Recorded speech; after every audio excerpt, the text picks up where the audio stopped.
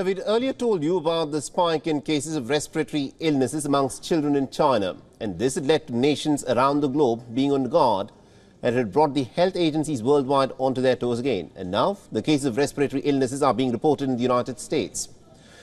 Two states, especially Massachusetts and Ohio, are reporting a sharp surge in the number of infections of child pneumonia.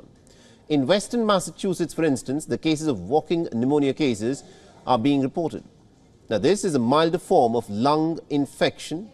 The doctors say that the major issue here is respiratory syncytial, the virus which kills nearly about 10,000 Americans every year. This has raised a lot of fears that the outbreak currently could overwhelm the Chinese hospitals, could also hit the United States this coming winter.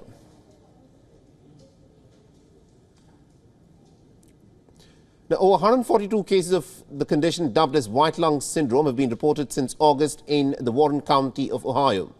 The health officials have in fact described the figure as extremely high, and people in Ohio County are also testing positive for other forms of pneumonia. Now, experts say that various reasons could be behind this spread. Children's weakened immunity due to lockdown, seasonal infections which usually flare up every 5 years, and also cyclical nature of these infections are said to be at the heart of what is happening.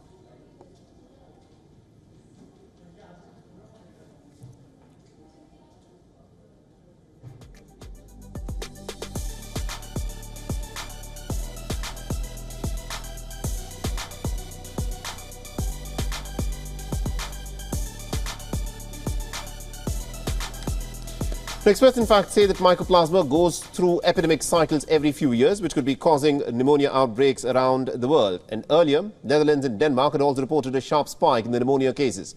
Now, health agencies' data shows pneumonia levels following seasonal trends in other US states as well. But experts say that the uptick is not due to a novel respiratory disease. Now, the United States Center for Disease Control and Prevention has said that there is no new or novel pathogen causing spike in cases. Rather, it is the existing pathogens, such as COVID flu or Mycoplasma, that's in fact behind these infections. Now, the officials say that CDC's explanation has also been corroborated by other sources from the European Union partners to get a complete picture. And these findings are in line with the World Health Organization's findings. This after reports said that the health facility in Shanghai was receiving more than 8,000 outpatient emergency visits and distributing more than 1,400 outpatient intravenous drips per day.